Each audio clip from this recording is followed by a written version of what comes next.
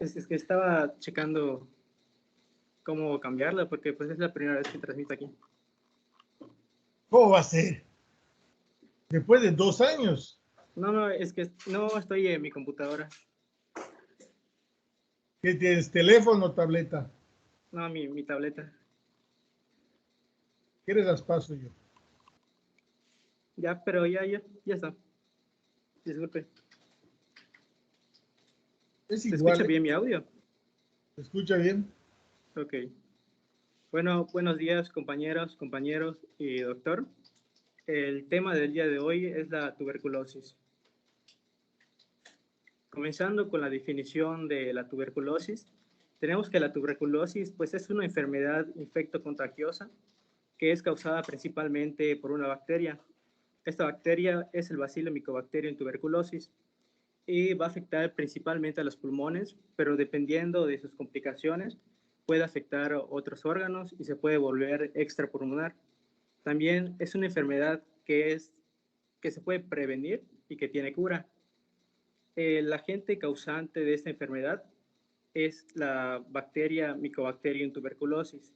Aquí hay que considerar que Mycobacterium tuberculosis en sí es tanto un complejo de bacterias como la misma bacteria.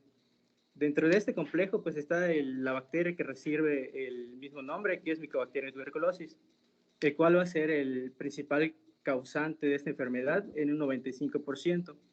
Sin embargo, como es un complejo, pues también se incluyen otras bacterias que pueden producir la enfermedad. Se menciona Mycobacterium bovis, africanum, microtic y caneti. Y pues estos, en general, se considera que los principales agentes que causan enfermedad en el humano, pues es Mycobacterium tuberculosis, bovis y africanum, aunque también hay otros, ¿no? Por ejemplo, el Mycobacterium bovis es causante de la enfermedad a través de la leche de vacas que se encuentran enfermas, lo cual se transmite a través de la leche que no ha sido pues previamente pasteurizada. Y pues en sí, las características que tiene esta bacteria, la principal es que es clasificada como un bacilo ácido alcohol resistente. Esta es una característica importante, ya que pues igual nos va a servir en el diagnóstico, ¿no? La identificación de estos VAR a través de la tinción de Ziel-Nielsen. Igualmente recibe esta denominación debido a que su estructura es diferente a las otras bacterias. En las otras bacterias teníamos que el peptidoglicano pues le daba las características de definirlas como gram positivas y gram negativas. Sin embargo, en este caso, la mayor parte de la estructura de esta bacteria va a estar formado por lípidos. Al menos en un 60% pues se encuentra formada por lípidos y pues esto va a darle esta característica de bacilo ácido alcohol resistente. Igualmente son bacterias que no son móviles, que no tienen cápsula y que son aerobios estrictos.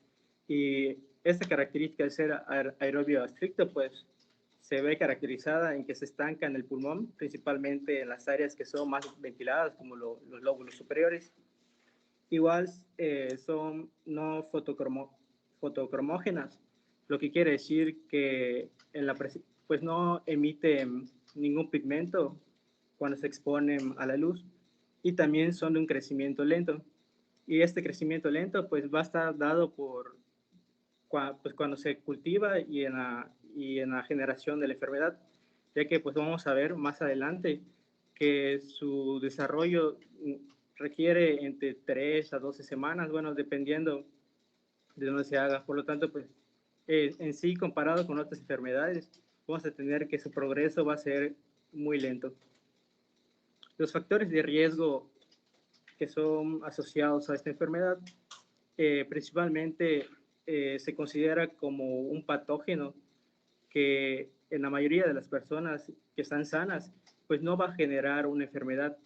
Sin embargo, como es oportunista en las personas que tienen inmunosupresión ya sea por VIH, por alguna quimioterapia, por consumir fármacos inmunosupresores, pues van a ser las personas en las que principalmente va a afectar la tuberculosis.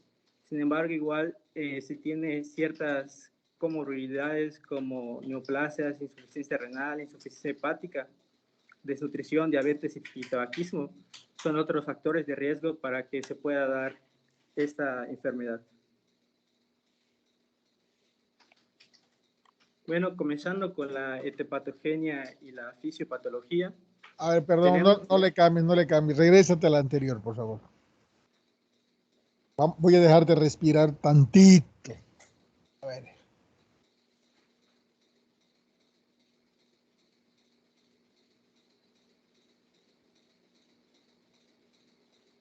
Hoy solo llegaron a clase 18.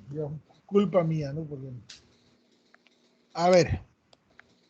Vamos a ver algunas cosas importantes que nos dijiste, que luego pues vamos a retomar un poquito más adelante.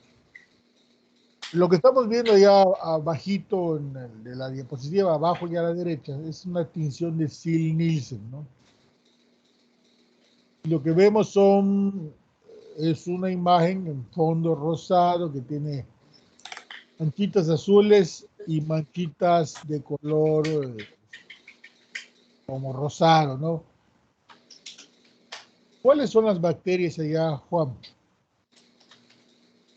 Son las que se encuentran de color como rojo o rosado. Como rojo rosado. Eso es muy importante. Si se dan cuenta, tienen una forma, pues, como de delgada, son bacilos, delgaditos, ¿sí? Algunos tienen forma de un poquito de coma. Aquí son muchos, pero hay más, hay imágenes donde hay más y se distribuyen en forma de palizada. ¿Qué quiere decir de palizada? Pues esos son esos palitos como los que hacíamos en la escuela, ¿no? Unas rayitas, una rayita tras otra. Entonces, esa forma en la que se ven, inclusive en una tinción de Gram, porque son Gram positivos, que se tienen de manera irregular cuando los vemos en una tinción de Gram, al microbiólogo pues le da una idea muy clara de lo que podría ser y para cambiar de tinción, ¿no? Recuerden que una de las tinciones que casi nunca se nos olvida o casi siempre pedimos es la tinción de Gram, pues también esta es una Gram positiva, aunque a veces se tiñe de manera irregular, que quiere decir que hay puntos donde no se tiñe, pero esa forma en la que se encuentra, esa forma en la que se distribuye, pues le puede dar al microbiólogo una idea, al microbiólogo experto, ¿no? Una idea de lo que está viendo y cambiar su tinción, ¿no? Hacer otra tinción que la de ácido alcohol resistente. ¿Qué quiere decir ácido alcohol resistente? A ver, ¿quién me lo puede decir? Que esta no es la única. Ustedes ya vieron que aquí hay un complejo. Este es un complejo y hay otras micobacterias, un montón más, inclusive algunas de crecimiento rápido, que también son ácido alcohol resistentes. ¿Qué quiere decir eso? José Miguel.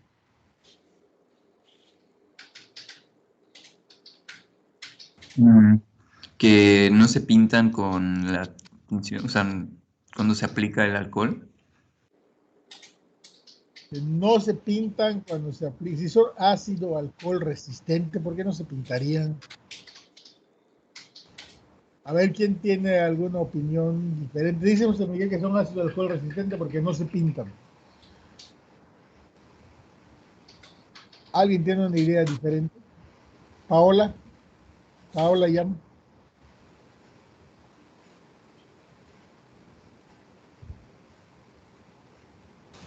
Pues sabía que quedaban, o sea, era una decoloración, algo así. Algo así. O sea, resisten a la decoloración. Bueno, aquí les voy a encargar la... Todavía no están viendo el laboratorio. ¿No, verdad? Sí, Ya empezaron el laboratorio. o sea, ¿qué tipo de laboratorio de...? No, ya empezaron a ver el laboratorio de microbiología, ¿o no? Ah, no, no. No. Eso es lo que van a ver allá. Van a ver las técnicas. Van a ver tanto en la tinción de Gram como en esta tinción, hay una parte que es la parte de la decoloración, ¿sí? Entonces, el término ácido alcohol resistente se refiere a que a la hora de decolorar, esas bacterias no se decoloran, resisten a la decoloración. Las otras que no son ácido alcohol resistentes, pues se decoloran, quedan sin color y no las podemos ver, por lo tanto, ¿no? A menos que les pongamos un contracolor.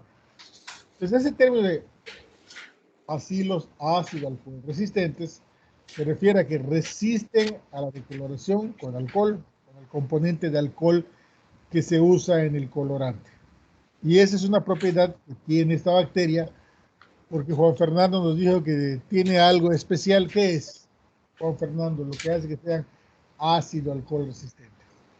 Que es que su membrana pues sí está formada por mayormente por lípidos, entre los que se encuentran el ácido micólico, las ceras y las fosfatasas.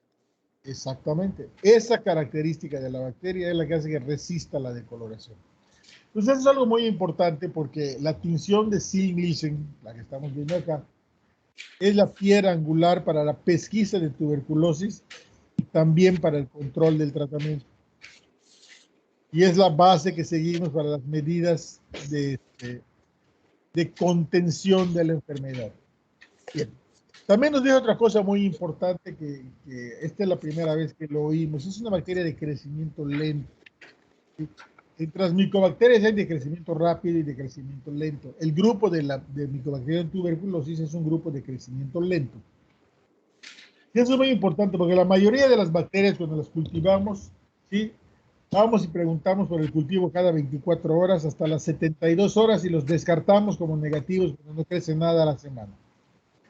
En el caso de Mycobacterium tuberculosis, pues no, ahí tenemos un problema, ¿sí? Porque el crecimiento, cuando lo empezamos a ver, lo vemos por ahí de 2 semanas hasta 28 días. Y si está negativo, es después del mes cuando lo descartamos. Eso es importante, ¿sí? Que sepamos, porque no nos puede decir alguien que el cultivo es para tuberculosis es negativo en 3 días o en 7 días. Tenemos que esperar más tiempo y descartarlo si está negativo hasta después de un mes. Los 2 términos importantes para el diagnóstico y el control de la enfermedad. Adelante, Juan Fernando, síguele. Igualmente, se me pasó a mencionar que este Mycobacterium tuberculosis igual es conocido como bacilo de Koch. E igualmente, aparte de esta etiología, pues hay otras micobacterias que que se denominan como atípicas o no tuberculosas, las cuales igual pues son causantes de una enfermedad similar y prácticamente son indistinguibles de esta Mycobacterium tuberculosis, pero pues no profundicé en esas etiologías. No es el objeto de la clase. Las micobacteriosis son todo un grupo de enfermedades que empezamos a ver mucho a partir de la aparición del VIH-Sida.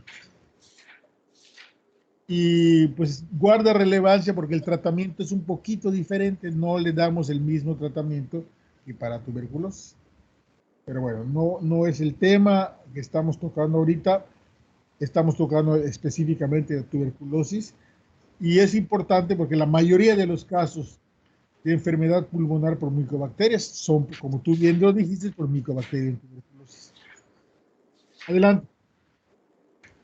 Bueno, siguiendo con la etiopatogenia y fisiopatología, tenemos que la enfermedad se va a contagiar principalmente a través de persona en persona, a través del aire.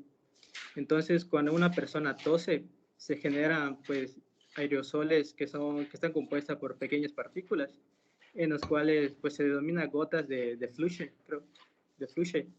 Y pues dentro de estas gotitas hay entre de 1 a 3 bacilos.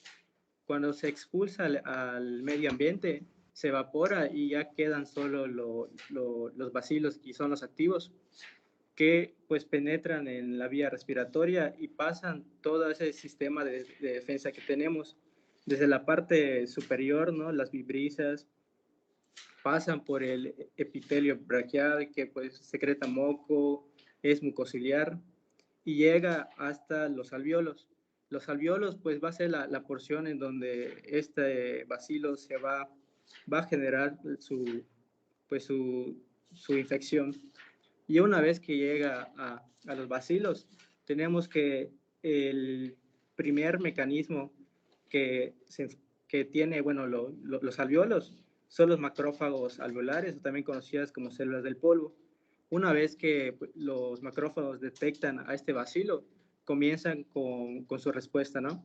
Y pues en la mayoría de las ocasiones, los bacilos pues son fagocitados, ¿no? En las personas sanas.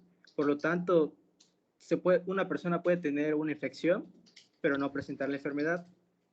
Sin embargo, en las personas, ya sea que tengan un factor de riesgo, pues sí ya se va a producir la enfermedad.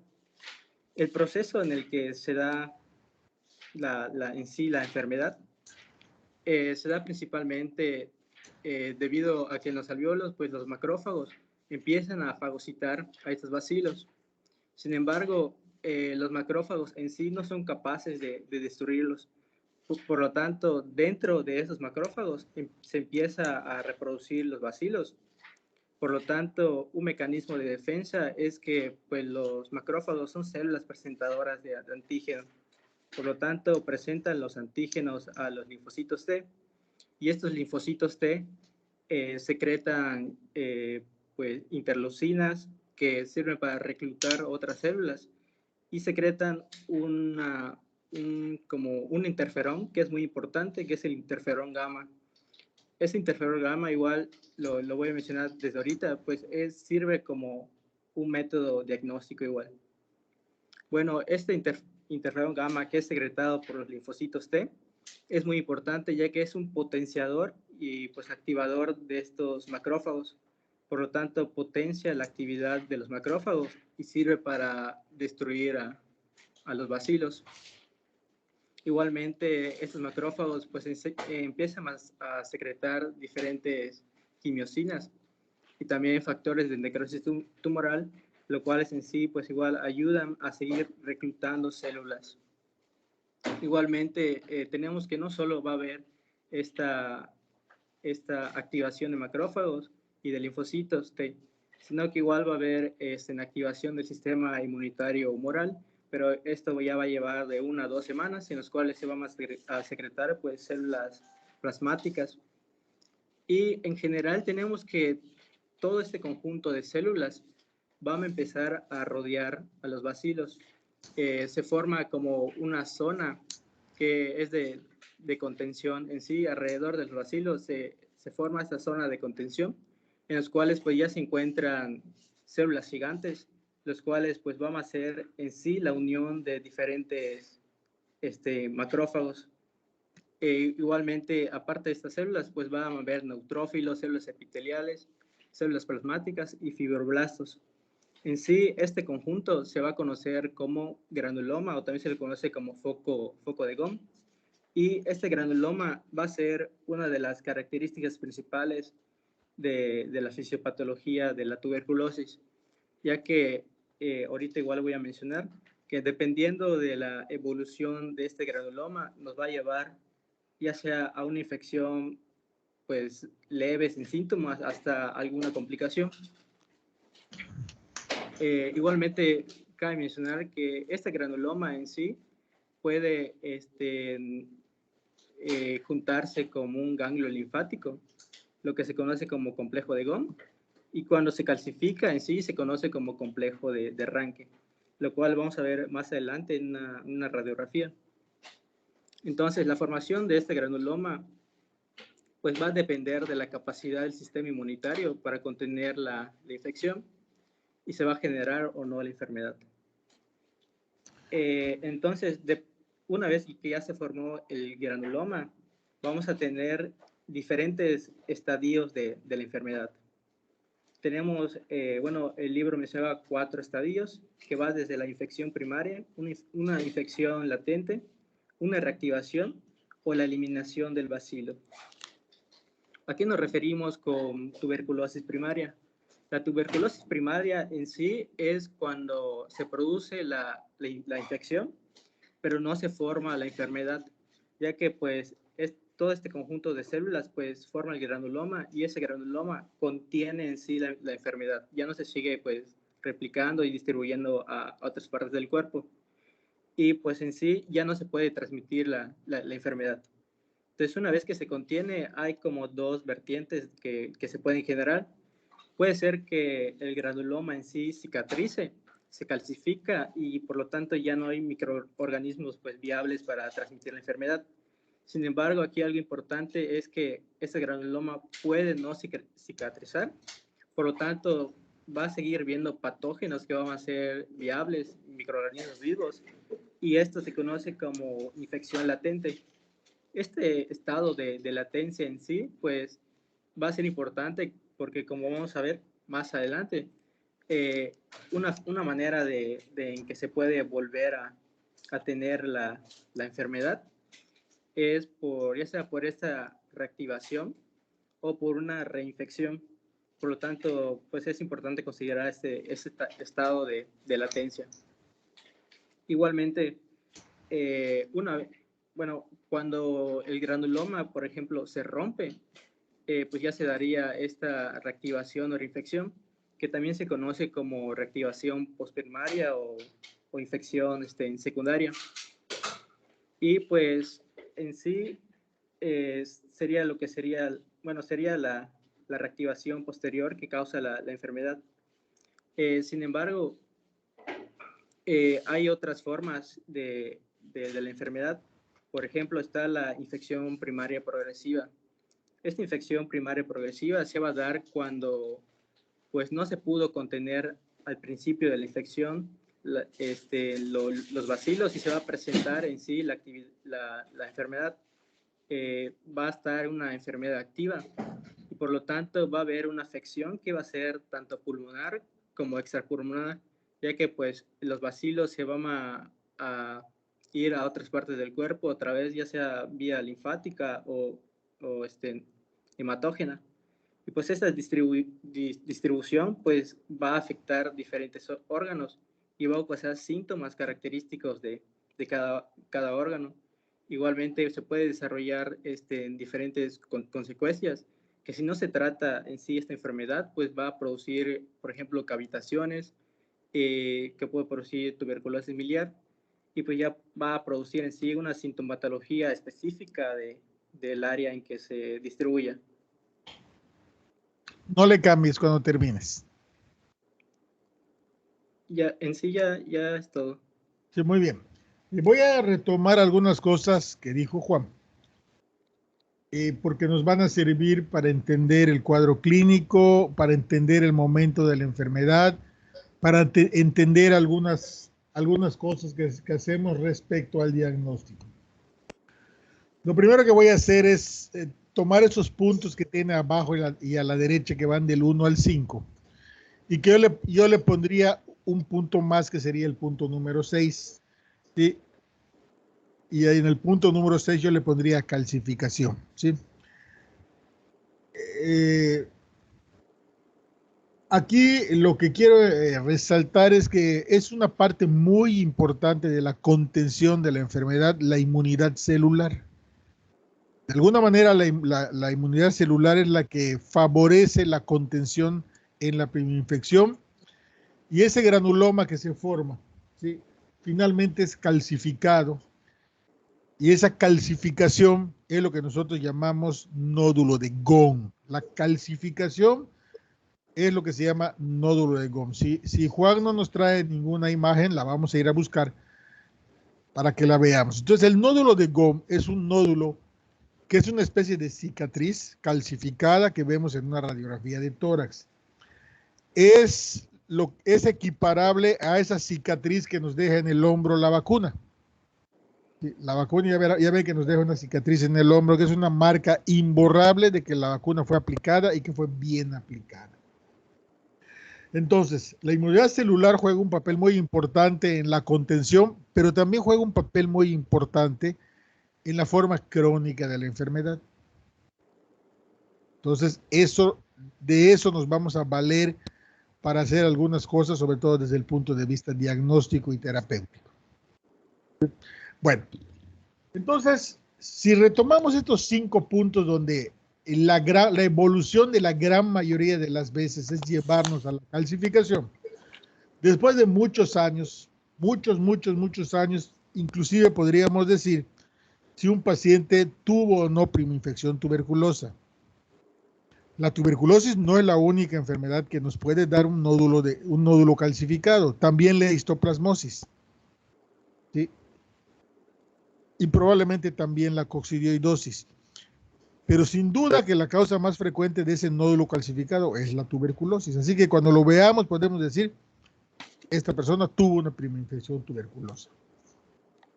Entonces, ¿cuál es la evolución natural de la tuberculosis de manera general? Bueno, la evolución natural es que generalmente el cuerpo la pueda contener, ¿sí? Ahí nos puso los pasos, ¿sí? En la primoinfección tuberculosa, lo que hay es una neumonitis, ¿sí? Hay una zona de neumonía que habitualmente es pariliar derecha, y esa neumonitis se acompaña de inflamación de los vasos linfáticos y de los ganglios, una adenitis y una linfangitis. Esa imagen, cuando la podemos ver, sugiere tuberculosis.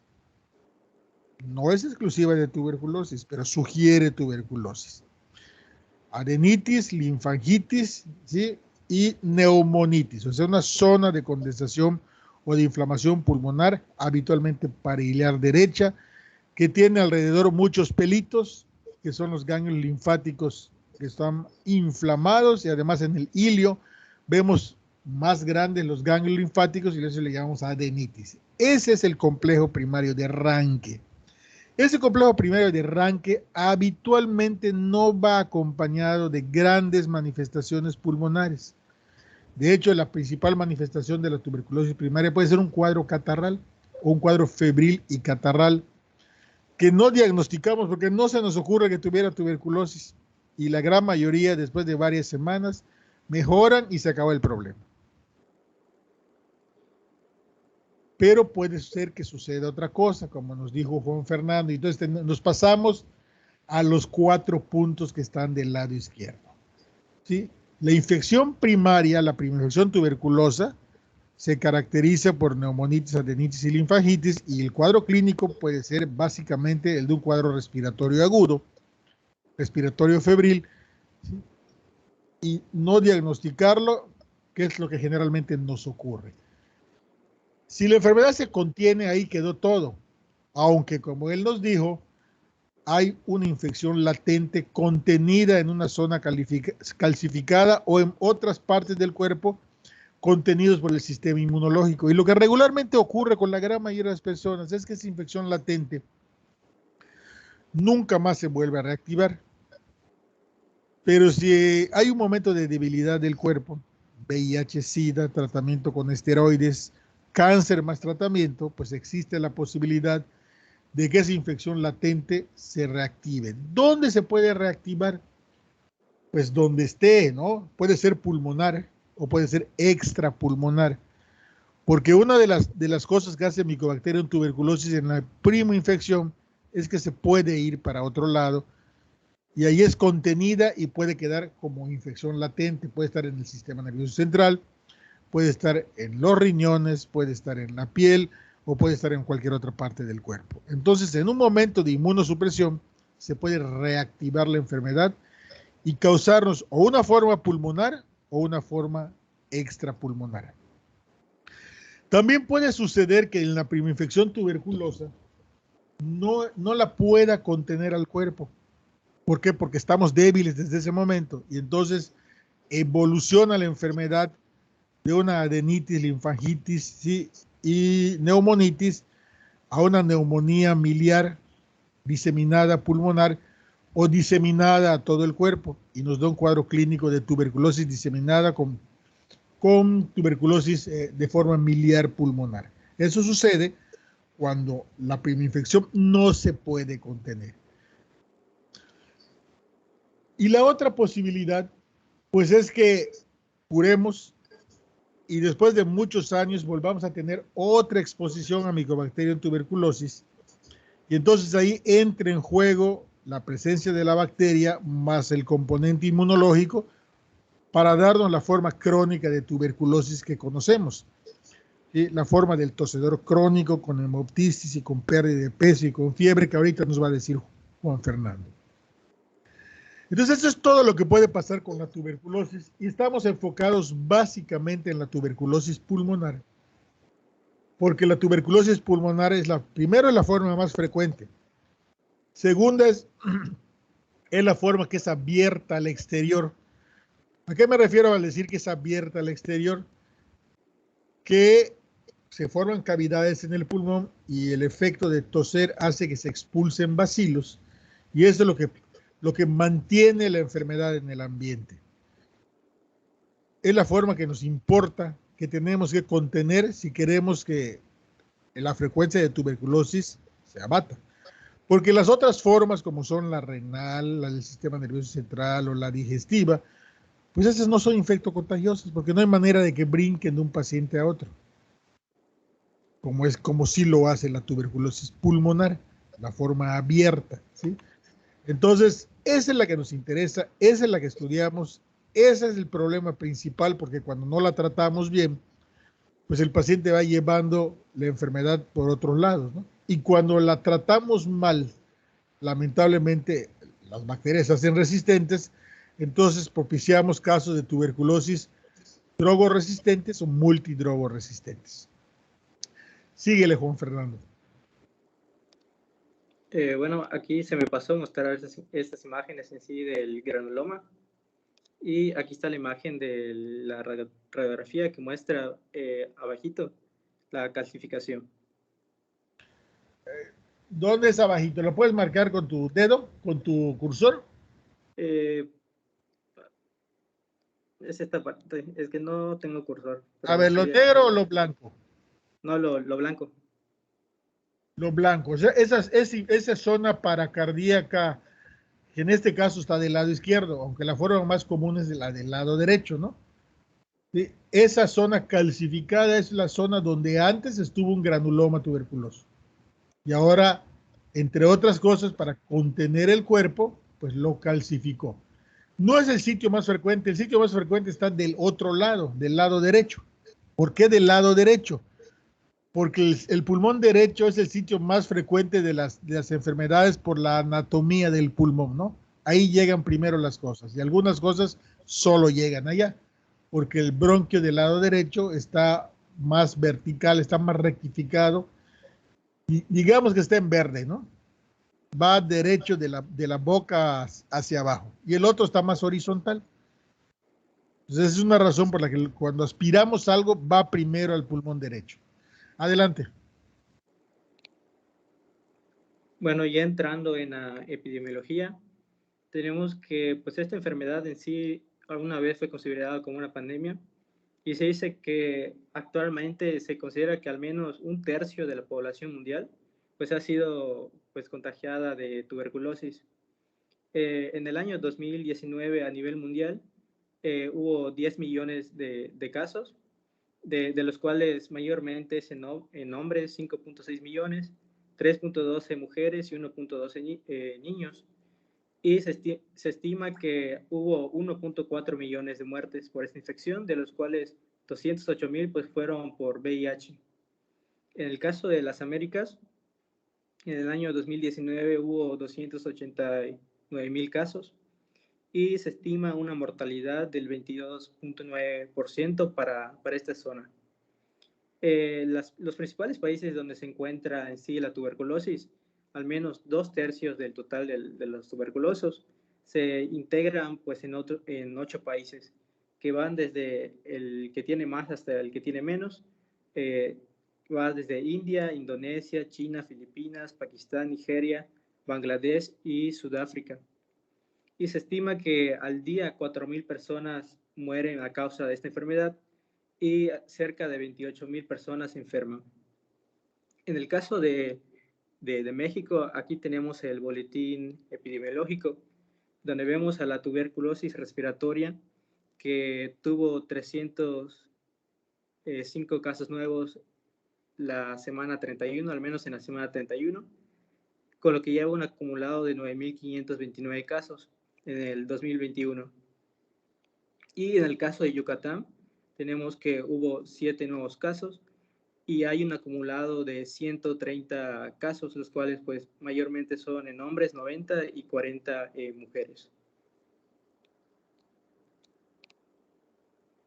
Igualmente se le considera como la causa más frecuente de mortalidad a nivel mundial, producido por solo un agente infeccioso. Y como mencioné igual anteriormente, se presenta mayormente en hombres. Sin embargo, a pesar de ser una enfermedad que es muy contagiosa, la mayoría de las personas, al menos como en un 95%, más del 90%, no va a producirse pues una enfermedad, o al menos no va a ser grave. Solo de entre 3 al 5% va a desarrollar una enfermedad pulmonar activa.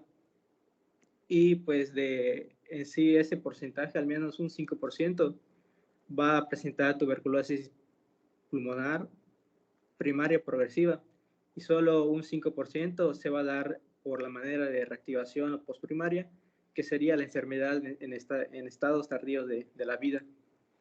El principal mecanismo de transmisión, como mencioné, es persona a persona a través del aire, de la inhalación de las gotas que tienen el bacilo. Y su periodo de incubación, bueno, dependiendo aquí, es de 4 a 12 semanas. Sin embargo, creo que en algunas partes te mencionaban a partir de 3 semanas y se puede prolongar hasta las 17 semanas. Sin embargo, esta pues es como un periodo de incubación estándar. Sin embargo, se puede presentar en estadios tardíos de la vida, por lo tanto, pues en sí se convierte en una enfermedad que pues no siempre cumple con este periodo en sí de incubación. Puede tardar hasta años en generarse una enfermedad. Digamos, Juan Fernando, que ese periodo de incubación de 4 a 12 semanas, o sea, de 1 a 3 meses, sería el periodo de incubación para la primoinfección tuberculosa. Para las formas de reactivación o para las formas extrapulmonares, pues ese periodo de incubación ya no aplica. ¿Por qué? Pues porque va a depender del momento de debilidad para la reactivación o del momento del nuevo contacto, para que ese nuevo contacto condicione una reactivación o una reinfección, donde entran en juego un papel muy importante el sistema inmunológico. Entonces, este que nos estás poniendo aquí, de 4 a 12 semanas, aplica muy bien para la primoinfección tuberculosa, pero ya no aplica tanto para las otras formas. ¿Sí? Sobre todo para la forma de reactivación. A lo mejor para la reinfección se podría parecer un poquito, pero ya no tendría nada que ver con la forma de reactivación, porque tú ya lo dijiste. Puede ser que a los 10 años yo tenga una primoinfección tuberculosa y que a los 50 años ya tenga una reactivación. O sea, fue un periodo, entre comillas, de 40 años para que pase desde el momento en que llegó el agente infeccioso hasta el momento en que apareció la enfermedad, que es lo que en términos generales llamamos periodo de incubación, ¿no? Entonces ahí no aplicaría. Adelante. Está bien, doctor. Ya pasando al cuadro clínico, nos presentan dos formas, que sería la enfermedad pulmonar primaria y ya la enfermedad pues mucho más grave, que es la tuberculosis pulmonar crónica. En la tuberculosis pulmonar primaria tenemos que en la mayoría de los casos no se va a presentar ningún síntoma. Son cuadros en sí muy leves, y si se presentan pues sería fiebre de predominio vespertino de entre 1 a 2 semanas. Se presenta igual anorexia, astenia, que sería como un cuadro de cansancio generalizado. E igual puede presentarse disminución de ruidos respiratorios, y en los casos avanzados se complicaría a neumonía, bronquitis, derrame pleural y atelectasia.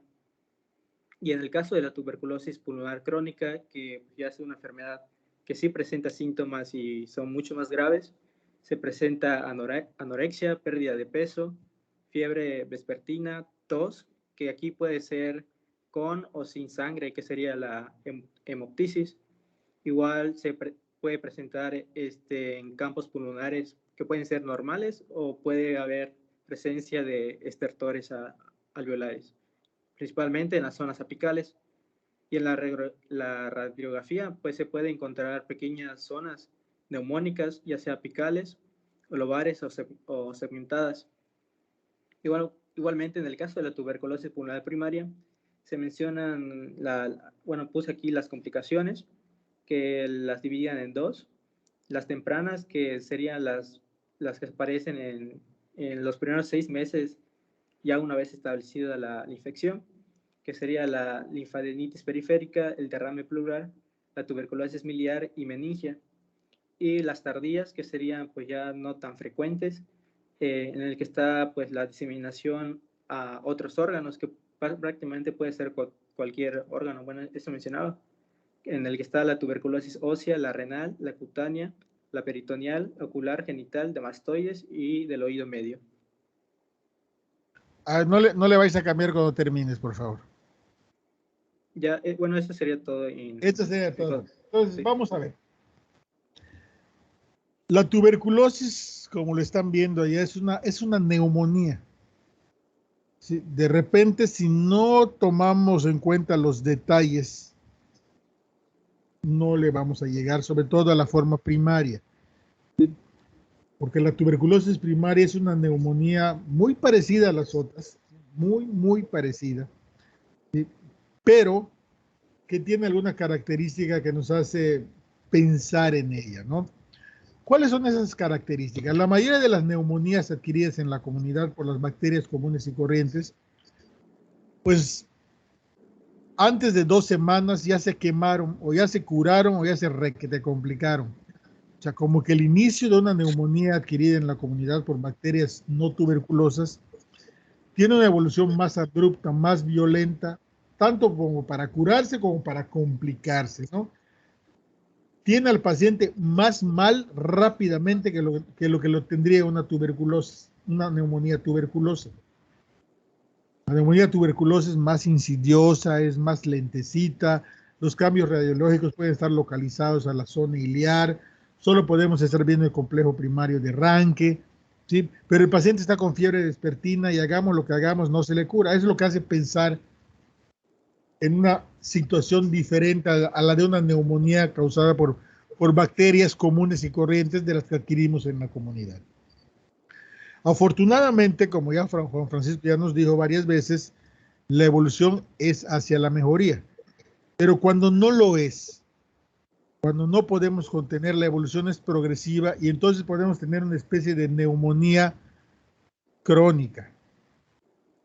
O sea, los cambios pulmonares y el cuadro clínico se van mucho más allá de las 2 semanas y empezamos a ver situaciones que pueden ir complicando tanto en dentro de los pulmones como fuera de los pulmones, ¿sí? Una de las complicaciones, por ejemplo, de la fase aguda de la enfermedad, pues es la linfadenitis.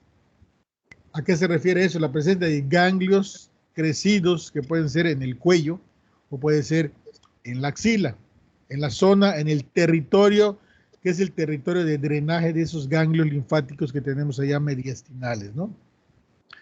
Empezamos a ver el derrame pleural por efecto de la linfangitis y de inflamación de la pleura, ¿sí?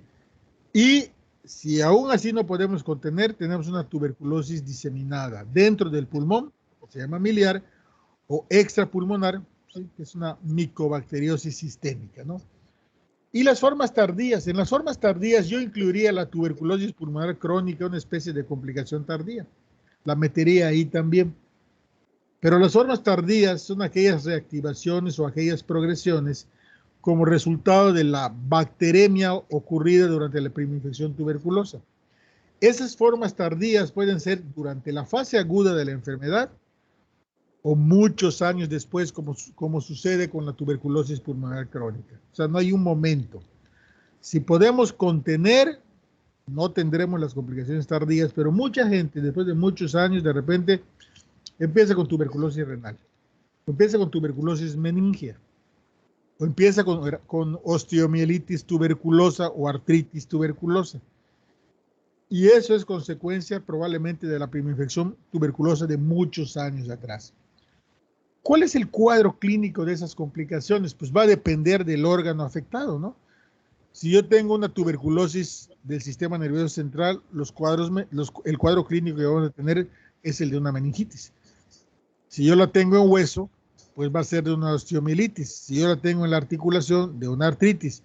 Si yo la tengo en el riñón, de una infección de vías urinarias crónica, inclusive que podemos confundir cuando tiene masa renal, granuloma renal, pero es el de una infección de vías urinarias básicamente, ¿no? Si es en piel, pues de una lesión en piel, cuando veamos lepra, vamos a ver algo de la lepra tuberculosa, de la lepra tuberculosa que tendríamos que distinguir de la tuberculosis de piel, ¿no?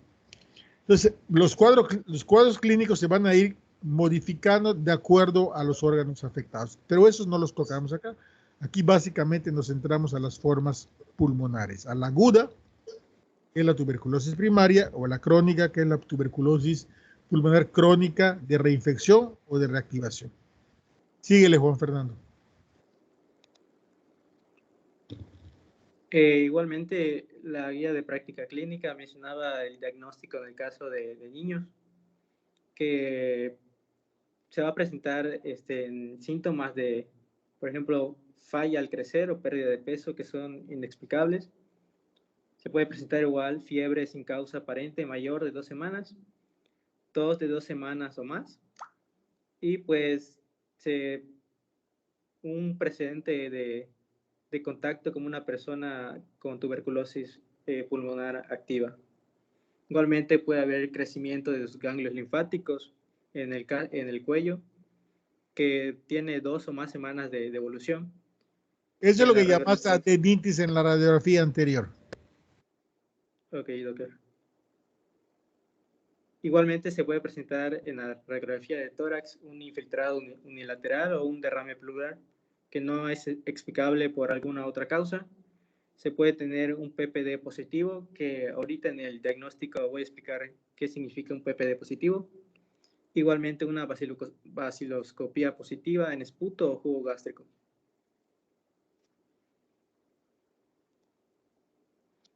Ya pasando al diagnóstico, tenemos que la identificación de estos bacilos ácido alcohol resistentes, ya sea en el microscopio o en el cultivo, pues va a ser uno de los principales métodos, y pues entre ellos está el estándar de oro en el diagnóstico de la tuberculosis. Tenemos que en el caso del examen microscópico de esputo, se considera como el método más rápido para determinar si una persona tiene o no tuberculosis pulmonar. También sirve para identificar los pacientes que tienen mayor riesgo y los que tienen mayor riesgo de transmitir la enfermedad. En el caso del examen de esputo, se va en sí a consistir en la búsqueda de estos VAR a través de la tinción de Ziel-Nielsen. La tinción de Ziel-Nielsen en sí es la que se utiliza más, sin embargo creo que había otras, pero ahorita no recuerdo los nombres. Bueno, te voy a decir una, la de Kim Jung. La tinción de Ziel-Nielsen es una tinción que se hace en caliente, o sea, se tienen que calentar los elementos. La de Kim Jung es una modificada, se hace en frío, pero se interpreta igual. ¿Sí? Okay. Es una modificada para que se haga en frío. Adelante. Bueno, entonces en sí la identificación de estos VAR en la tinción pues se considera como la prueba diagnóstica más importante en aquellos que se tienen sospechas. Y tiene una alta sensibilidad del 51.8% y una especificidad del 97.5%, con valor predictivo positivo del 73.3% y uno negativo del 93%, comparado con el cultivo. Sin embargo, para que se pueda en sí considerar como un diagnóstico válido, se tienen que hacer al menos 3 muestras de estudio, y pues se debe hacer, una vez tomada la muestra, se debe enviar al menos las primeras 24 horas. Y como mencioné, el cultivo en sí es considerado como el diagnóstico, bueno, el estándar de oro, y solo se puede establecer un diagnóstico de certeza a través de este cultivo de Mycobacterium tuberculosis.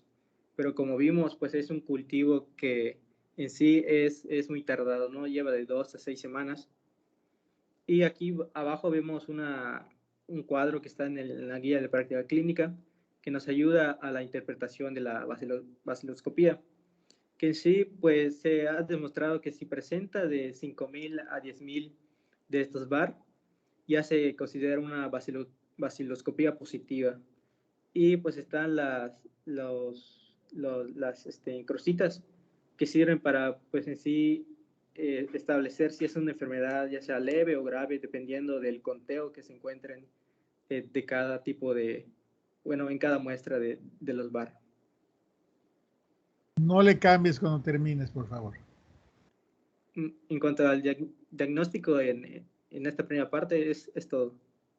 Muy bien, vamos a ver algunos puntos importantes que ya nos dijiste, ¿no? Y algunos que hay que aclarar, ¿no? Por ejemplo, hace un rato me decías que habían otras técnicas para hacer la tinción y se interpretaban igual. Yo te dije una, te dije la de Kim Jong, pero allá en esa pegatina que nos pusiste, creo que es del libro, ¿de dónde lo pegaste? Parece del periódico, ¿de dónde lo tomaste? Es de la guía de práctica clínica de tuberculosis. Sí, ese que dice cuadro 3, interpretación de la baciloscopía. Sí. Sí. Bueno, parece que la tomaste del periódico, ¿no? Fíjate que ahí adentro nos dice que hay tres formas para verlos, ¿no? Que son la de Ziehl-Neelsen, que es la convencional, la de Kim Jong, que yo te dije, la de carbol-fuchsina y la de auramina y rodamina, que son otras tinciones que se utilizan.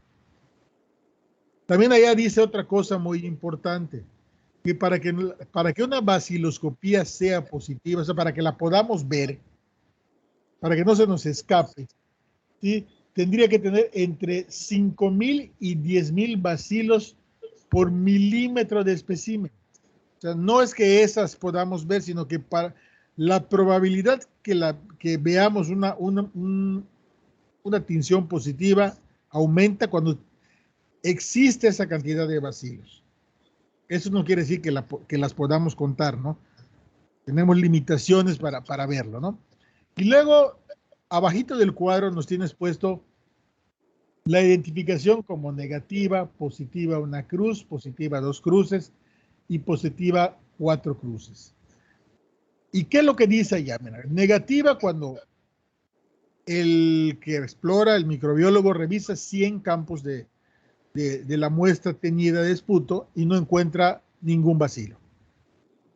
Entonces, lo que se tiene que revisar son 100 campos, no uno ni dos, 100 campos. Y después de 100 campos no encuentro ningún bacilo ácido alcohol resistente de una tinción de Ziehl-Neelsen, la doy como negativa. Si no hago eso, estoy haciendo mal el estudio. Son 100 campos los que hay que estar observando, ¿no? Cuando en esos 100 campos, ¿sí?, encontramos menos de un bacilo por campo, le ponemos una cruz. Cuando encontramos más de uno, pero menos de 10 por campo, 2 cruces. Y cuando tiene más de 10 por campo, ¿sí?, o más de 10, le ponemos 4 cruces. Esto nos lleva a otra definición. La definición de tuberculosis paucibacilar o multibacilar. ¿Qué quiere decir paucibacilar? Que expulsa pocos bacilos. O sea, cuando tiene de 1 a 2 cruces, la tuberculosis es paucibacilar. Cuando tiene 3 cruces, o sea, más de 10 bacilos por campo en 20 campos observados, es multibacilar. ¿Qué quiere decir eso? Que el que es multibacilar es muy infectocontagioso. El que es paucibacilar es infectocontagioso, pero no tanto como el multibacilar. Eso es lo que quiere decir. Entonces aquí ya tenemos una herramienta para el diagnóstico de la enfermedad, para saber qué hacer con la contención de la enfermedad, pero esto también nos va a servir para el control del tratamiento. Porque cuando iniciamos el tratamiento en el paciente, ¿sí?, le vamos a hacer baciloscopías de control cada X tiempo y podemos ir viendo si el tratamiento funciona, cómo van disminuyendo las cruces hasta hacerse negativo. Y eso nos habla de una buena respuesta al tratamiento. O quedarse igual, ¿sí?, y no hacerse negativo, y eso nos hace una mala respuesta al tratamiento. Y la causa más frecuente de una mala respuesta al tratamiento es la falta de adherencia. Y la siguiente causa es la resistencia. Entonces vean ustedes cómo este estudio, ¿sí?, aunque nos dicen que no nos puede asegurar la presencia de la enfermedad, la posibilidad la acerca casi al 100% en presencia de un cuadro clínico. Entonces es una herramienta muy valiosa esto y la radiografía de tórax para el diagnóstico y el control de la enfermedad. Y luego pues tenemos otras cosas. El PPD es una de ellas que nos sirve mucho en los niños porque las formas de primoinfección tuberculosa son formas cerradas y habitualmente no son bacilíferos y entonces tienen baciloscopías negativas aunque tengan la micobacteria ya. Entonces ahí usamos como recurso el PPD, que tiene la desventaja de que lo tendremos que interpretar a la luz del momento que está viviendo el paciente y del cuadro clínico. Y, bueno, seguramente lo tiene más adelante, pero me voy a adelantar un poquito, pues que ya tenemos PCR, ¿no? El PCR es algo que nos facilite el diagnóstico, porque bien ya nos dijo que el cultivo sigue siendo el estándar de oro, pero el cultivo tarda mucho tiempo y no nos podemos esperar a él. Y algunas veces, a pesar de tener tuberculosis, el cultivo está negativo. Síguele, Juan Fernando. Otra prueba diagnóstica es la prueba de tuberculina o PPD. En sí, este PPD se conoce como un derivado proteico purificado y hay dos tipos, que sería el estándar, que es el S, y hay uno que se conoce como RT23, que menciona el libro, que es del Instituto Tecnológico de Copenhague, creo. Y en sí, esta prueba consiste en que se va a aplicar entre 1 milímetro de manera intradérmica en la cara anterior del brazo esta prueba de tuberculina. Y a las 72 horas posteriores se debe haber producido una respuesta inmunitaria que es mediada por células, que se conoce como alergia de tipo 4, que es una hipersensibilidad retardada. Entonces, una vez que se aplica de manera intradérmica en el brazo, se debe formar pues una reacción. Y dependiendo del tamaño de esta reacción, se va a decir si la prueba es positiva o si es negativa. En el caso de la mayoría de las personas que se encuentran pues sanas, se considera positiva a partir de los 10 milímetros o más. Pero en el caso de los recién nacidos, de las personas con VIH y a las que están inmunosuprimidas o presentan desnutrición, esta prueba se considera positiva a partir de los 5 milímetros. Y también nos mencionaba que en el caso de que la primera prueba salga negativa, se puede realizar otra prueba entre 1 a 3 semanas posteriores. Y ya si en la segunda prueba sale negativa, ya podemos establecer este diagnóstico como negativo. Y si sale positivo, pues ya se daría un manejo a la enfermedad. Y acá abajo igual hay la interpretación. Como dije, mayor o igual a 5 milímetros en personas que tienen VIH, pues que han recibido un contacto reciente con tuberculosis pulmonar activa. Y también las personas que presentan una radiografía sospechosa, los inmunosuprimidos y que pues están los que consumen medicamentos como los esteroides. Y mayor a 10 para personas que se encuentran en un estado sano. Y mayor a 15, pues en sí nos menciona aquí que no tengan ningún factor de riesgo, ¿no? Las personas pues están sanas. A ver, no le cambies. A ver, vamos a ver algunas cosas, algunas preguntas para ver si está claro este asunto. Bien, lo primero que tenemos que tener bien clarito es que la respuesta que estamos buscando es una induración, ¿sí?, no un enrojecimiento. Generalmente la induración va acompañada de un enrojecimiento, ahí, así como se ve en el brazo, miren. Abajo y a la derecha hay una zona nodular y lo que estamos viendo es lo que está rojo, pero en realidad no importa mucho el tamaño del enrojecimiento, sino el tamaño de la induración. ¿Por qué es la induración lo que nos importa? Porque sabemos que la respuesta que vamos buscando es la de tipo celular y sabemos que la reacción celular lo que causa es la induración y no el enrojecimiento. Entonces puede tener una zona de 2 centímetros roja, pero si no hay induración, esa prueba está negativa. Luego, ¿cómo medimos para buscar la induración?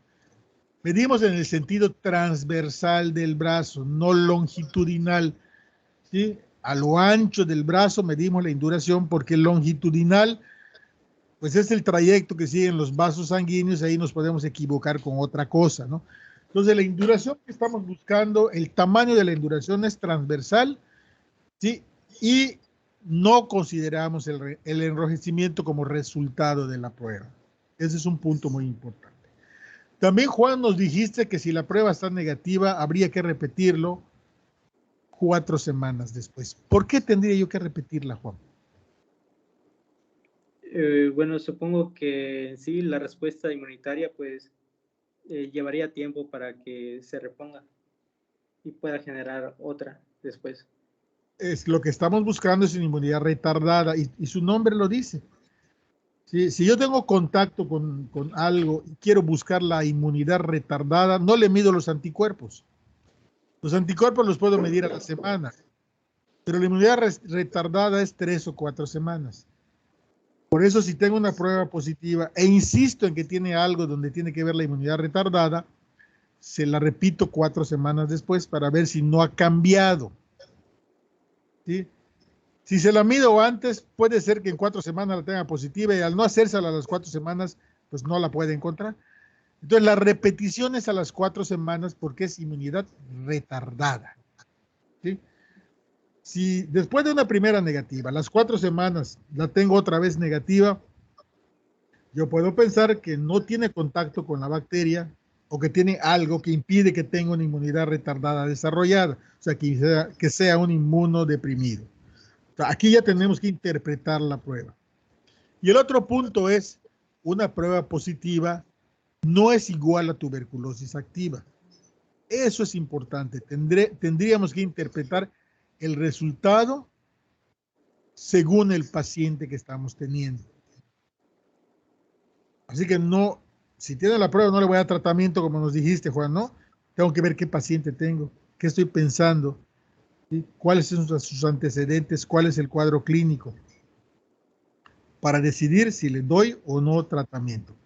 O sea, el PPD no nos está diagnosticando la tuberculosis en sí, nos está diagnosticando respuesta inmune contra el bacilo que tendríamos que interpretar. Si esa respuesta inmune viene acompañada con la enfermedad o es algo que quedó.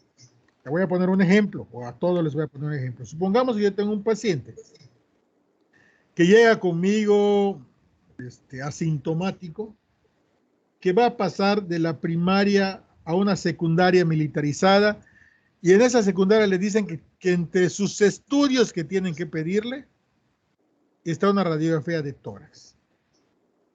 Este niño está sin problemas, está asintomático, está clínicamente sano, está bien nutrido, su rendimiento escolar fue correcto. Y le toman su placa y vemos que tiene un nódulo de GOM, es una zona calcificada parailiar derecha. Y entonces al médico se le ocurre que como ve ese nódulo de GOM, le toma un PPD, una prueba de tuberculina y sale positivo. ¿Cuál sería el diagnóstico en este caso? ¿Tiene tuberculosis o tuvo tuberculosis? ¿Cuál sería, Juan? ¿Tiene tuberculosis o tuvo tuberculosis? Yo diría que ya tuvo tuberculosis. Tuvo tuberculosis. O sea, tenemos un paciente con un PPD positivo, una placa de tórax con una calcificación, pero está clínicamente sano. Entonces, a pesar de que tiene un PPD positivo, no podemos decir que tenga tuberculosis y no le vamos a dar tratamiento. ¿Sí? Lo que podemos decir es que tuvo tuberculosis y la pudo contener y lo que le quedó es la cicatriz, que es esa calcificación, y su respuesta inmunológica que todavía está activa, que todavía está viva y que todavía la pudimos medir, ¿no?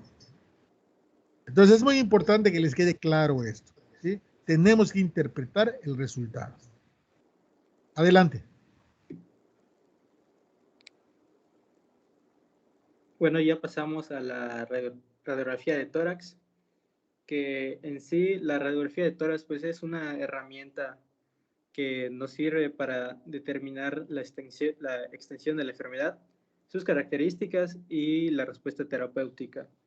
Lo que podemos encontrar en una radiografía de tórax, pues puede ser, por ejemplo, como vimos al principio, que en el caso de las lesiones primarias, pues se va a formar este granuloma, se va a formar el foco de Gaume y pues se va en sí a calcificar y va a formar el complejo de arranque, que pues se va a ver como zonas que son blancas en el pulmón. Sin embargo, igual podemos encontrar ciertas complicaciones como en cavernas, infiltrados neumónicos, adenopatías, infiltrados miliares, derrames pleurales, calcificaciones y atelectasia. Y en el caso de la tuberculosis crónica, nos mencionan que se caracteriza por la infiltración nodular, ya sea en la región apical o subapical de los lóbulos superiores, y principalmente se asocia a cavitaciones e infiltrado bilateral. Y bueno, aquí puse unas cuantas imágenes en el que el primero es de adenopatía a nivel del hilio pulmonar, el segundo es un patrón miliar y la tercera es la condensación.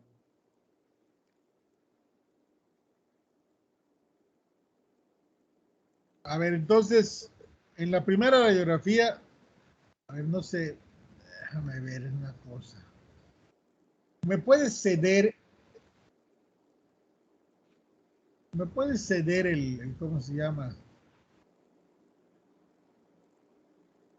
La opción de pasar las diapositivas para que puedan ver mi cursor.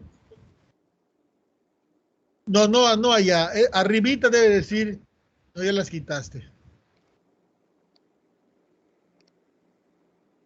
Arriba de Teams debe decir, debe haber una pestañita que dice opción que debería ceder el control de las diapositivas. ¿Lo tienes ahí?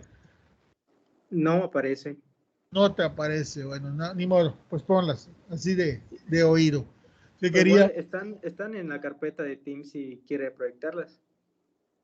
pero espérate, me voy a tardar mucho en buscarlas y ya necesitamos terminar porque yo tengo una junta en la escuela y me voy a ir, ¿no? Pon las radiografías. Bueno, si me voy a la carpeta de Teams, espérate, a ver si las encuentro rápido. ¿Le tienes puesto número? Sí, es la 16, tuberculosis.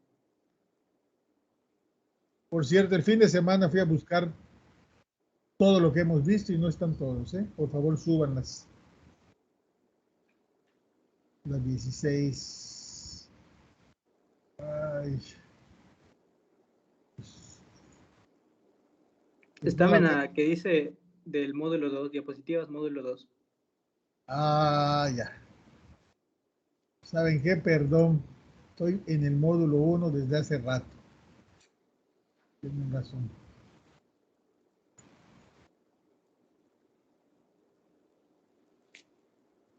Muy bien, aquí las tengo. Voy a tomar tus. A ver. Sí, ya las tengo.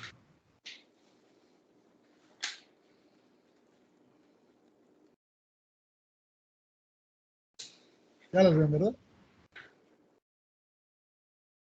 Ahí las ven. Sí, doctor. Y ya ven mi cursor. Aquí está mi cursor. ¿Lo ven? Sí, doctor.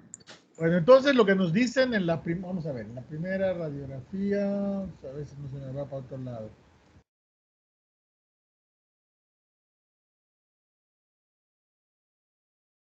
Aquí está. Entonces la primera radiografía es adenopatía al nivel del ilio. A esto se refieren con las adenopatías. Miren, esta zona y esta zona, ¿sí?, es la adenopatía iliar, que no es exclusivo de tuberculosis, pero sí la tuberculosis es una de las causas más frecuentes de la adenopatía. Solo por decirles ejemplos. También la histoplasmosis me puede dar una adenopatía mediastinal y también los linfomas y las leucemias. El verlas no me confirman el diagnóstico de tuberculosis. Luego en la placa que está en medio nos dice patrón miliar. Ese patrón miliar es el que estamos viendo aquí, miren. Se ve como migajas, así como si le hubiesen echado harina a la placa. Y estamos viendo que sobre el fondo negro hay como un granulado fino. ¿Sí? Eso es lo que es un patrón miliar, pero además tiene su adenopatía mediastinal. Y en la otra placa, lo que estamos viendo es una franca zona de condensación en el lóbulo superior derecho. ¿Sí? Y también aquí, miren, en esta parte del lóbulo izquierdo, también hay una zona que está ya empezando a consolidarse, ¿no? Una acá y probablemente otra acá de este lado. Ninguna de estas imágenes confirman el diagnóstico de tuberculosis. ¿Sí? La tuberculosis es un juego de muchas cosas, donde entra la epidemiología, quién es el paciente, cuál es el cuadro clínico, las baciloscopías, las placas u otros elementos diagnósticos. Adelante, Juan.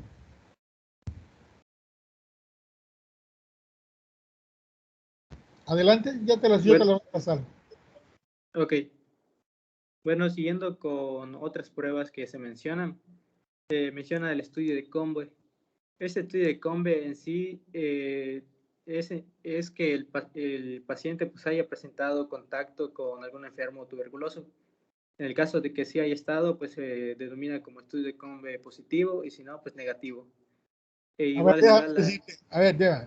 El estudio de Combe es un estudio de convivientes, eso quiere decir Combe, estudio de convivientes, ¿sí? Y yo digo que un Combe es positivo cuando puedo documentar que algún conviviente tuvo contacto con una tuberculosis, pero Combe es estudio de convivientes, es un estudio epidemiológico. Y es Combe positivo, o sea, conviviente positivo, cuando en el estudio documento que hubo un tuberculoso con el que tuvo contacto. ¿Sí está claro? Así se llama el estudio epidemiológico. Síguele, Juan. Sí, doctor. Bueno, igual mencionan la inoculación al cobayo, que en sí estoy investigando un poco y servía para demostrar la existencia de bacilos, pero en el caso de tuberculosos, bueno, que se presenta por creo que eran los bovinos, y pues servía en ese caso, ¿no? Para Mycobacterium bovis, creo. Y ahorita regresamos allá. Síguele.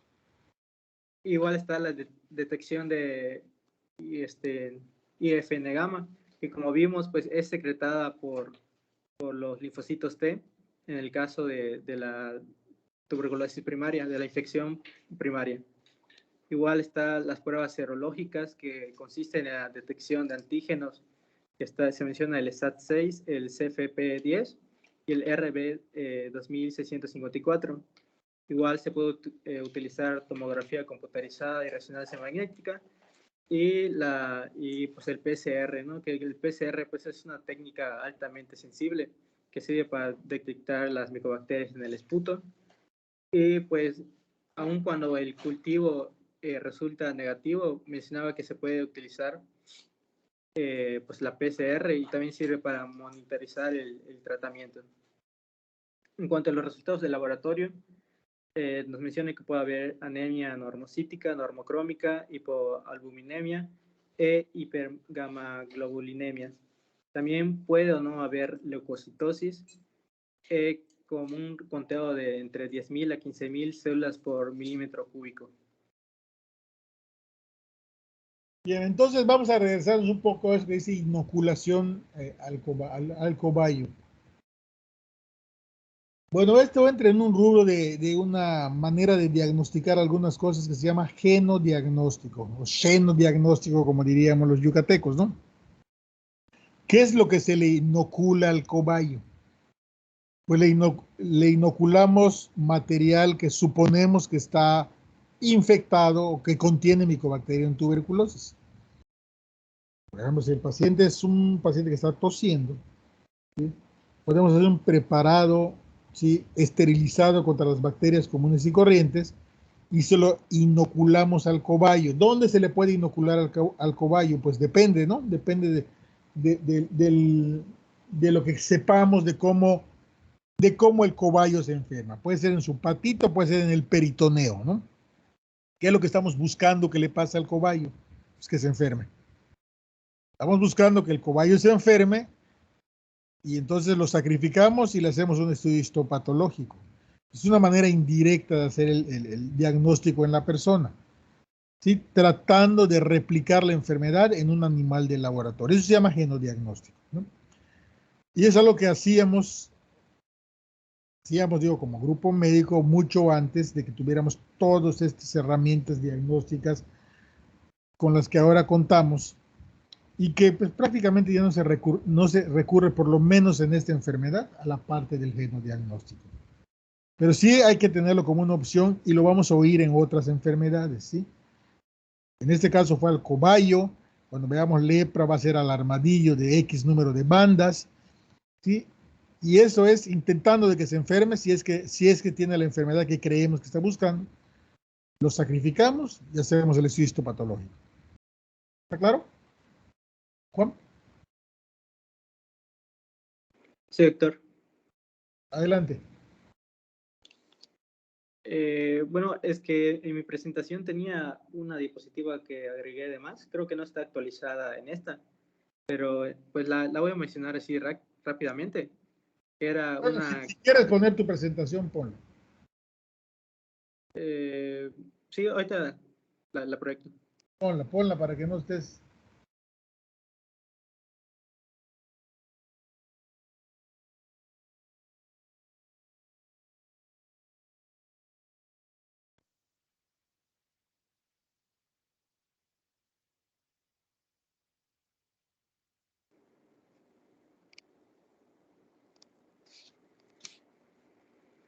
Era la clasificación de la tuberculosis. Bueno, el libro mencionaba que se clasificaba en como cinco estadios. La primera es cuando no hubo exposición ni hubo infección. Por lo tanto, pues no va a haber ninguna historia de exposición previamente y también la prueba de tuberculina pues va a ser negativa. El otro estadio, que es la clase 1, es en el que hubo exposición, pero pues no hubo infección. Por lo tanto, igual va a haber un historial de COMBE pues positivo, pero un PPD negativo. La segunda es en el que hubo infección, pero no logró desarrollar la enfermedad. Por lo tanto, pues va a haber un PPD positivo y los estudios bacteriológicos van a ser negativos. Tampoco va a haber evidencia clínica ni radiológica de tuberculosis. La clase 3, pues es en el que la enfermedad se está desarrollando en el momento, ¿no? La enfermedad actual es positiva. Hay un cultivo de tuberculosis positivo y un PPD positivo. También hay clínica, hay síntomas que en sí nos ayudan a establecer el cuadro clínico y también la radiología pues va a ser evidente. La clase 4 es en el que hubo una enfermedad previa, hay un COMBE pues que fue positivo en un tiempo, también hay hallazgos radiológicos que son anormales pero estables, el PPD puede ser positivo, los estudios bacteriológicos son negativos y pues no hay evidencia clínica ni radiológica de la enfermedad. Y por último está la clase 5, que es la sospecha de tuberculosis, que pues se mantiene pues en sí en estudio y el diagnóstico pues se está realizando, no está pendiente.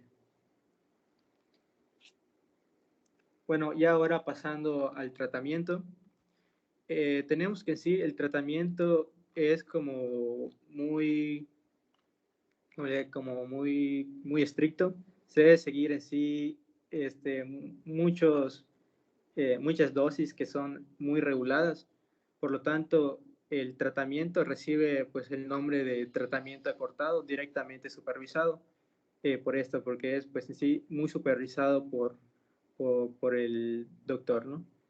Y se menciona que hay 5 drogas primarias que se utilizan, ¿no? Fármacos, entre los que está la streptomicina, isoniazida, piracinamida, rifampicina y el etambutol. Y esto se divide en fármacos que se usan de primera línea y las de segunda línea. Las de primera línea son isoniazida, rifampicina, piracinamida y etambutol.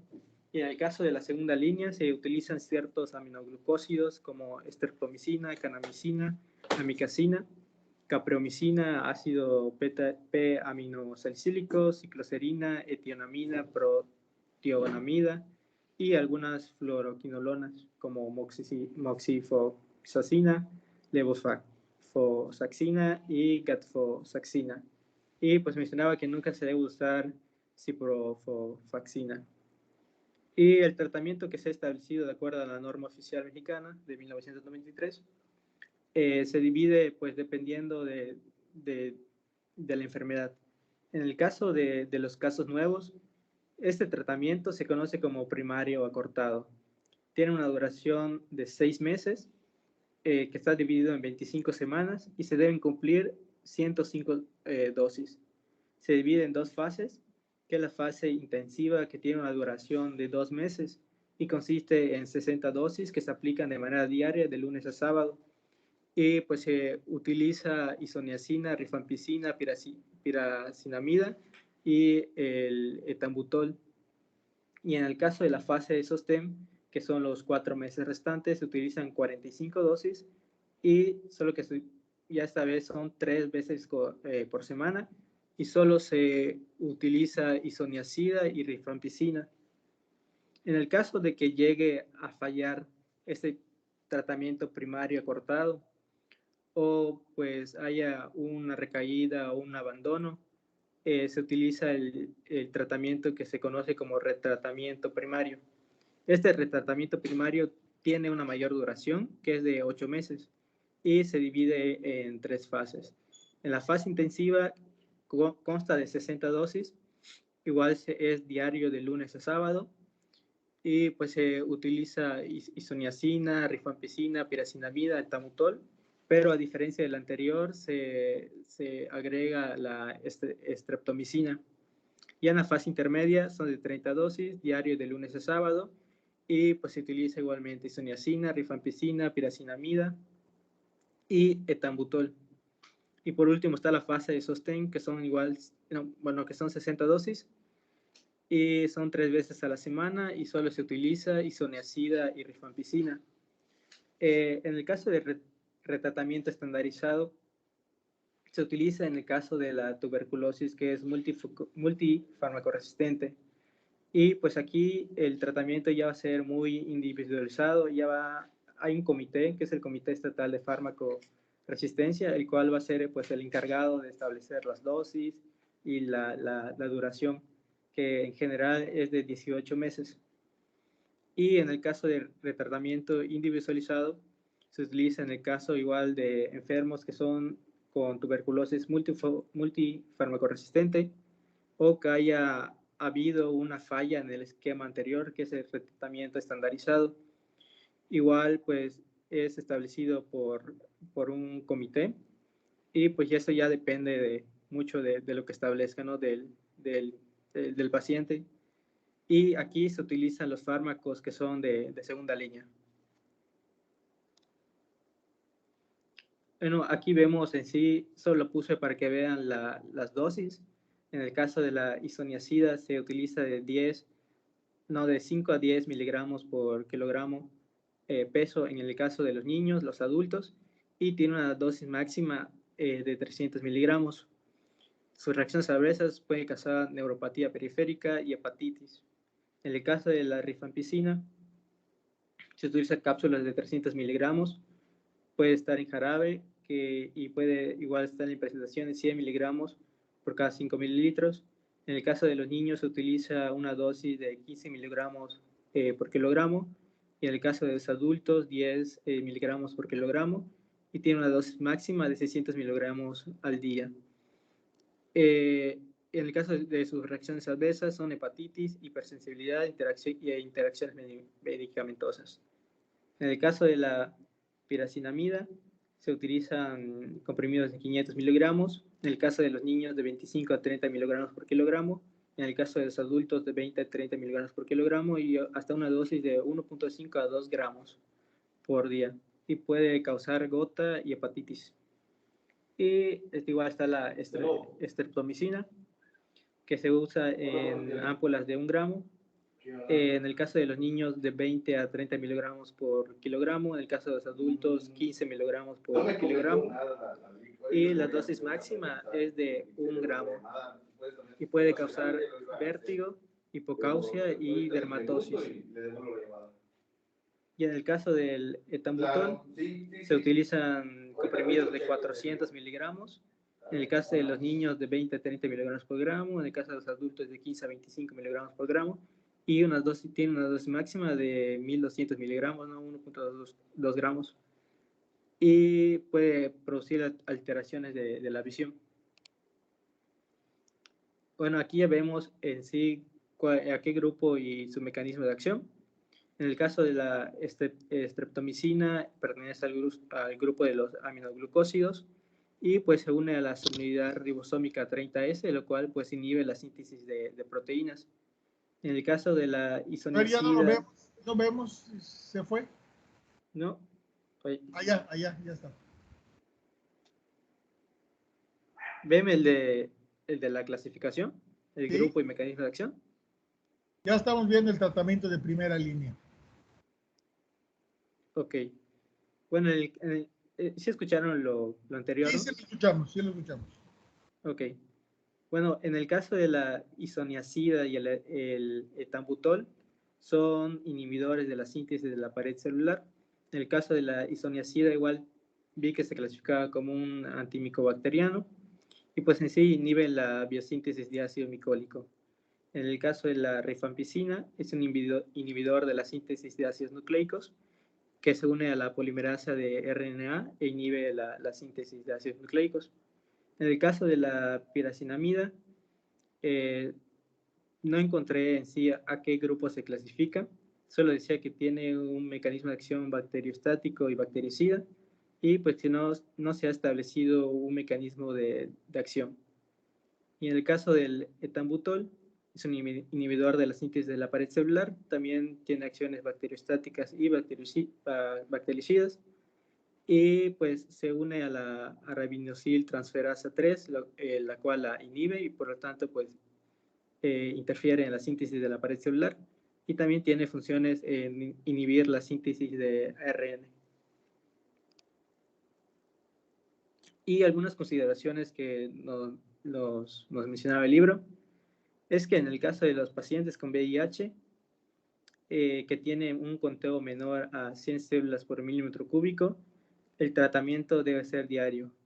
Como vimos, generalmente el tratamiento se da de lunes a sábado, en este caso pues abarcaría domingo. Igual se deben tomar baciloscopías y cultivos al menos una vez al mes, y pues se debe hacer hasta que tengamos 2 muestras consecutivas negativas. También se debe realizar las pruebas de cultivo a los 2 meses de tratamiento, ¿no? Para que veamos si está funcionando el tratamiento. También se menciona que no es necesario las radiografías de tórax para el seguimiento.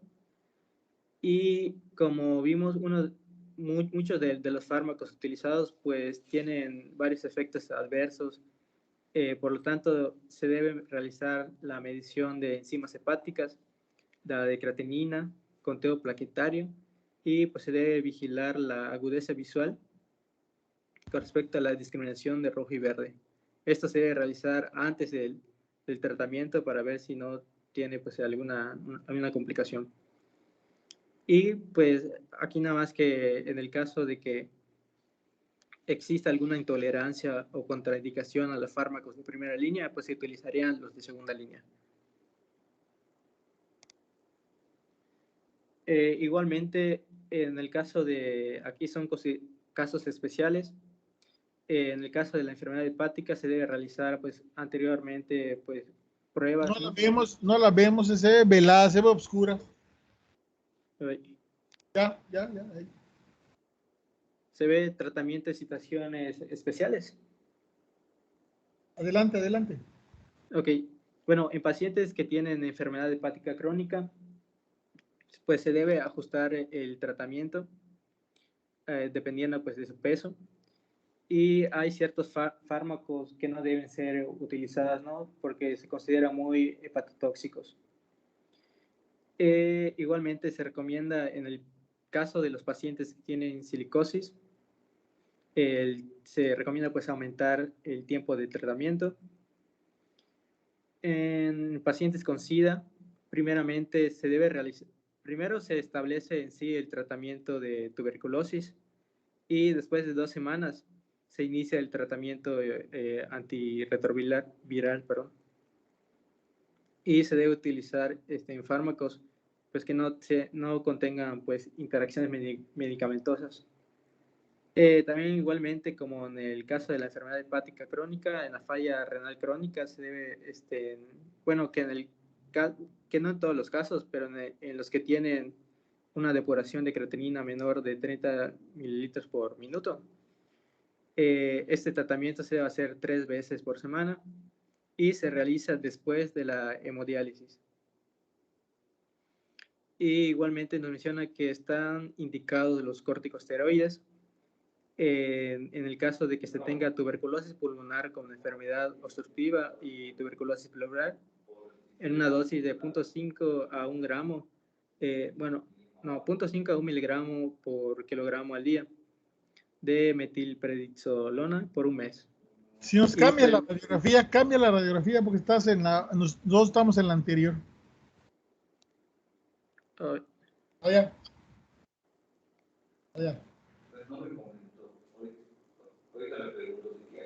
Se ve, bueno, yo estoy en el de tratamiento de situaciones especiales. Pero ya no vemos nada. Ya no vemos. A ver. Espérate. A ver, ya te la puse. Ahí está. Ahí la tienes.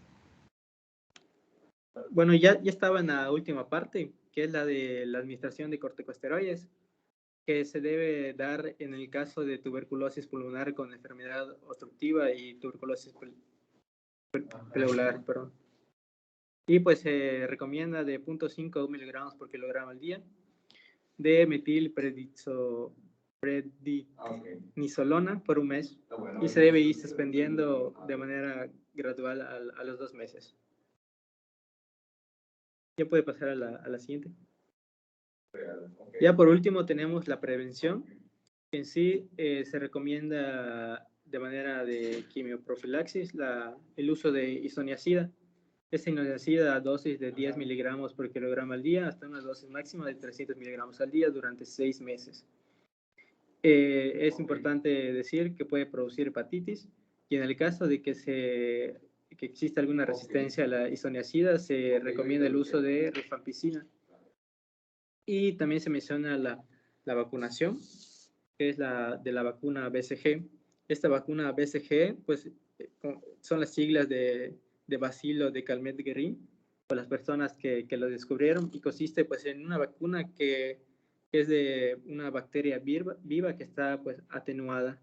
Y se debe realizar a todos los recién nacidos en las áreas de alta incidencia o al primer contacto en los servicios de salud, y se debe realizar antes del primer año. En sí, esta vacuna, al menos en México, sí está, bueno, sí se pone, pero en Estados Unidos no. Por lo tanto, pues, bueno, yo he visto que una manera de diferenciar un mexicano y uno de Estados Unidos es por la marca que te deja, ¿no? Pues, porque bueno, te deja, pues, entre otras cosas, ¿no? Ajá, bueno. Bueno, es porque te deja la marca que tienes en tu brazo, ¿no? En el deltoides.